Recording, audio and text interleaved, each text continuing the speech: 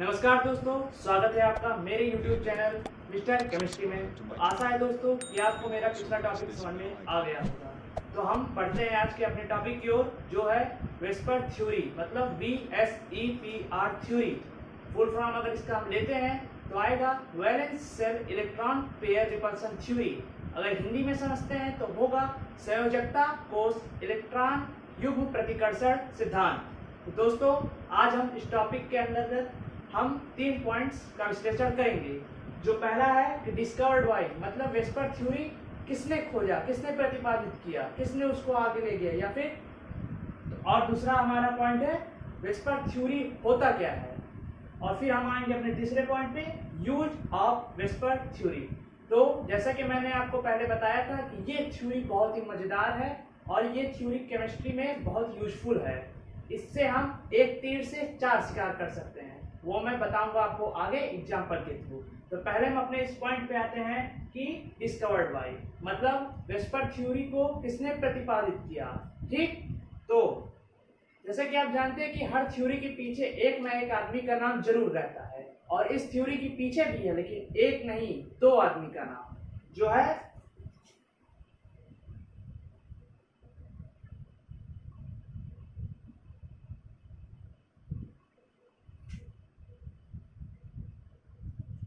इन 2 आदमियों का नाम वेस्पर थ्योरी के पीछे आता है, जो है ग्लिस्पाई और नाई हॉल।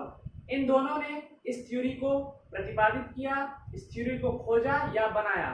और कब खोजा, तो उसका आपको सन है वो 1957 है। ये हो गया हमारा पहला पॉइंट। उसके बाद हम आते हैं अपने दूसरे पॉइंट पे, जो है वेस्पर थ्योरी होता क्या है। तो वेस्पर थ्योरी, जैसा कि अगर मैं आपको बताऊं या और लोगों से सुना होगा कि थ्योरी कुछ होता नहीं है, थ्योरी का आपको अगर जानना थ्योरी क्या होता है तो उसके लिए आप एग्जांपल, तो मैं सीधा एग्जांपल नहीं दूंगा, मैं आपको बताऊंगा पहले कि वेस्पर थ्योरी होता क्या है। तो वेस्पर थ्योरी ये होता है कि इससे हम पता लगाते हैं to predict the shape of simple covalent molecules और ions with single covalent bond only. अगर हिंदी में जाने तो इससे हम क्या पता लगाते हैं, हम उस एकल सहसंयोजी बंध द्वारा बंधे सहसंयोजी मॉलिक्यूल, सहसंयोजी अणुओं अथवा आयनों की आकृति का पता लगाते हैं। ठीक है, ये हमारा हो गया दूसरा पॉइंट। अब हम आते हैं अपने तीसरे पॉइंट पे, मतलब यूज ऑफ वेस्पर थ्योरी। अब वेस्पर थ्योरी हम कहाँ पे उसको यूज कर सकते हैं, उससे होता क्या है, ये मैं बताता हूँ आपको एग्जांपल के थ्रू, क्योंकि मैं हर चीज आपको एग्जांपल के जरिए समझाने की कोशिश करता हूँ, जिससे कि वो चीज आपके दिमाग में फिट हो जाए। अब ये दोनों अगर आपने ये आपको नहीं पता था, तो अगर आप नोट करना चाहें तो नोट कर लीजिए या फिर स्क्रीनशॉट ले लीजिए। तो आपने इसे उतार लिया होगा या फिर स्क्रीनशॉट ले लिया होगा। हम बढ़ते हैं अपने तीसरे पॉइंट पे।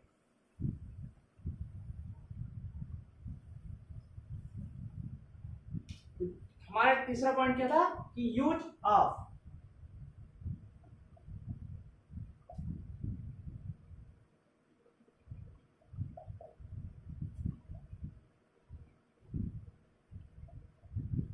Use of VSEPR theory. अब देखना है कि इसका यूज हम करते कैसे और कहां करते हैं। तो पहले मैं आपको इसके अंतर्गत कुछ पॉइंट बता दूं कि इसके यूज से हम पता क्या लगाते हैं किसी दिए हुए कंपाउंड के मॉलिक्यूल्स का। तो पहला तो इससे आप सबसे पहला ये जान लोगे कि जो भी आपको कंपाउंड दिया जा रहा है उसमें आप किसी एक मॉलिक्यूल का, किसी एक एटम का आप बॉन्ड पेयर और लोन पेयर,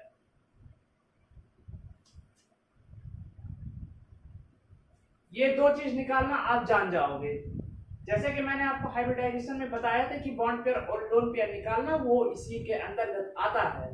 तो ये हो गया अपना पहला शिकार। तीर अपना एक ही है, वेस्पर थ्योरी। ये हो गया अपना पहला शिकार। अब करते हैं अपना दूसरा शिकार। तो दूसरे शिकार में हम क्या पता लगाते हैं कि इसका, ये दोनों आप जान गए तो आप सीधी सी बात है दूसरे शिकार में आप हाइब्रिडाइजेशन पता लगा सकते हो।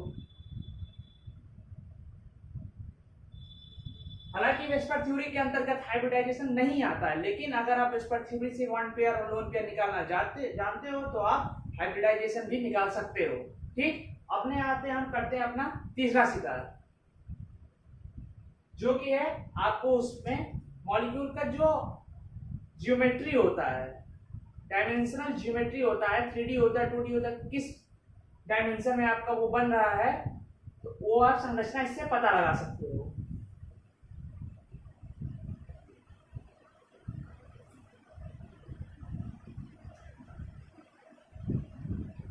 और हमारा चौथा शिकार है कि हम दिए हुए कंपाउंड में मॉलिक्यूल्स की जो इलेक्ट्रॉनों की व्यवस्था होती है, arrangement of electron, VSEPR theory से निकाल सकते हैं।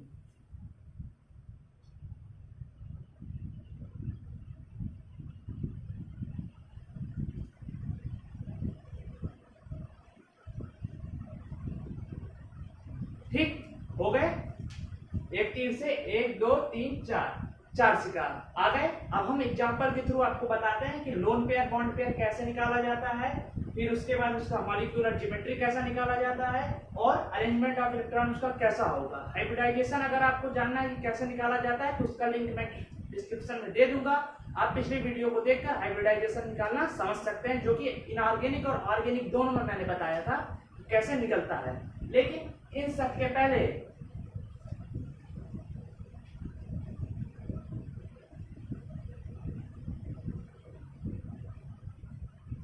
पहले कि आपको एक टेबल में बता देता हूं, उस टेबल से आप ये जान जाओगे कि अरेंजमेंट ऑफ इलेक्ट्रॉन और बॉन्ड एंगल कैसे निकाल सकते हो।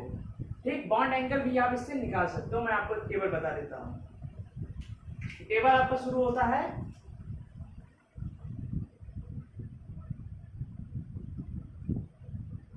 नंबर ऑफ बॉन्ड पेयर, फिर आता है अरेंजमेंट ऑफ इलेक्ट्रॉन, फिर इसके बाद आएगा। तो ये है वो टेबल, इसको आप नोट कर लीजिए या फिर स्क्रीनशॉट ले लीजिए। अब हम बढ़ते हैं अपने अगले एग्जाम्पल की ओर, जिससे मैं आपको चारों बताने जा रहा हूं कि मैं वेस्पर थ्योरी की हेल्प से आप कैसे भी किसी दिए हुए कंपाउंड के मॉलिक्यूल का बॉन्ड पेयर लोन पेयर कैसे निकाल सकते हो, फिर उसके बाद आप उसका मॉलिक्यूलर ज्योमेट्री कैसे निकाल सकते हो, फिर इलेक्ट्रॉनों का अरेंजमेंट उसका आप कैसा बनाओगे। ठीक है, एग्जांपल लेते हैं अपना, इसको अभी फिलहाल रहने देते हैं।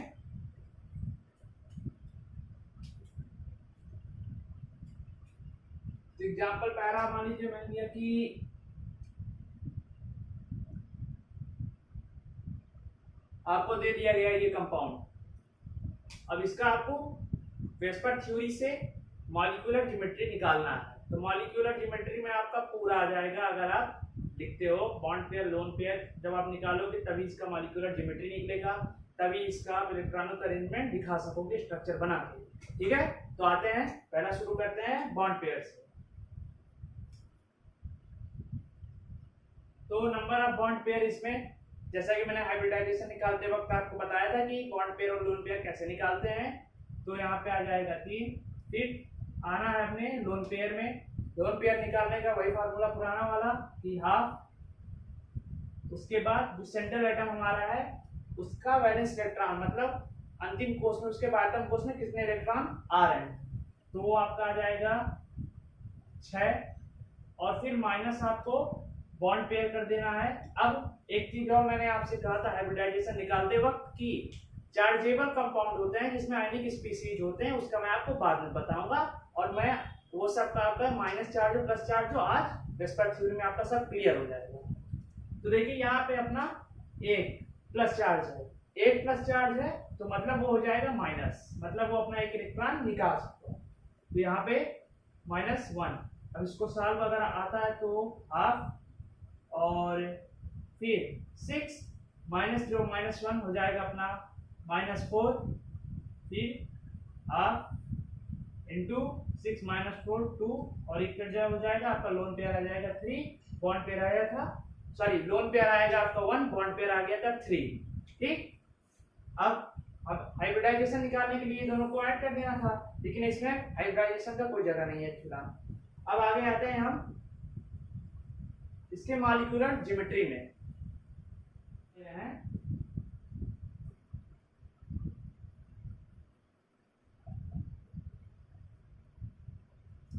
अब देखिए कि जो आपका नंबर ऑफ बॉन्ड पेयर आया उसी पे ये आपका निकल जाएगा। तो बॉन्ड पेयर हमारा आया था 3 मतलब ट्राइगोनल प्लेनर या पिरामिडिकल, जो भी आपका, ये दोनों बराबर है। तो अब इसका अगर हम संरचना बनाते हैं अपने थ्रियो का, तो आएगा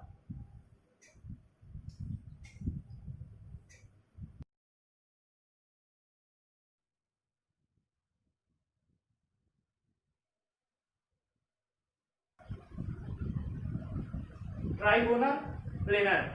बॉन्ड पेयर के इक्वल पे हमने टेबल पे रख के देखा, अगर बॉन्ड पेयर 3 आ रहा है तो मतलब उसका जो ज्योमेट्री बन रहा है वो होगा ट्राइगोनल प्लेनर। इस तरीके का वो बना लेगा।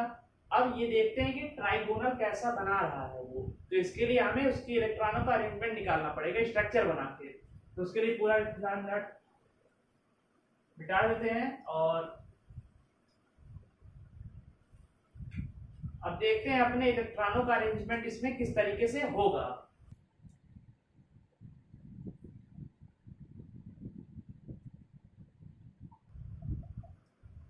तो अरेंजमेंट अपना देखना है, तो पहली बात तो हमारा जो ज्योमेट्रिकल आया था, मॉलिक्यूलर ज्योमेट्री जो आया था, वो आया था ट्राइगोनल प्लेनर।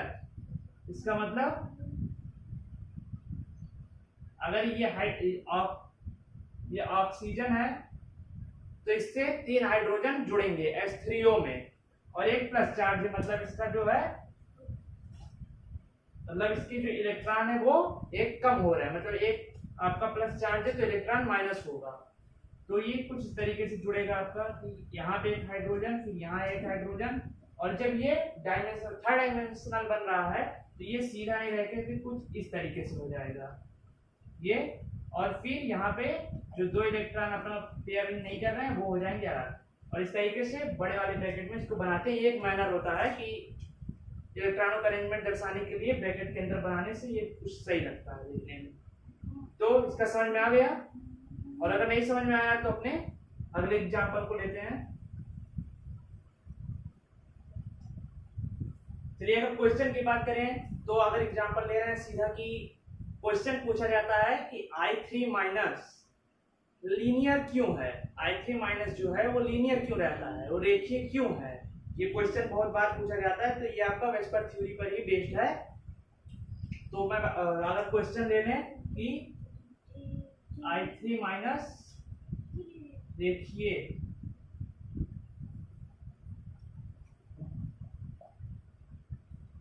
क्यों है, I3 माइनस रेखीय क्यों है, तो वही अपना ये सब निकाल लेंगे। पहला बॉन्ड पेयर, दूसरा लोन पेयर। तो बॉन्ड पेयर क्योंकि ये I3 मतलब ये कुछ इस तरीके से होगा, या फिर अगर लंबे में दे रहे हैं तब ये इस तरीके से होगा। तो सेंट्रल एटम भी आयोडीन ही है और सराउंडिंग एटम भी आयोडीन ही है। तो सेंट्रल एटम है तो आयोडीन बीच में है, तो बॉन्ड पेयर मतलब इससे 2 आयोडीन और जुड़े, तो बॉन्ड पेयर हो गया अपना 2। लोन पेयर वही हाफ ब्रैकेट में आयोडीन का जो वैलेंस इलेक्ट्रॉन अगर देखें तो लास्ट सेल में आएगा आपका इलेक्ट्रॉनिक कॉन्फ़िगरेशन करने के बाद आएगा आपका 7, तो 7 आ रहा है और -2। अब यहाँ पे एक माइनस चार्ज है तो मतलब +1 हो जाएगा। अब इसको सॉल्व अगर हो जाए तो हाफ और ब्रैकेट में 7 माइनस 1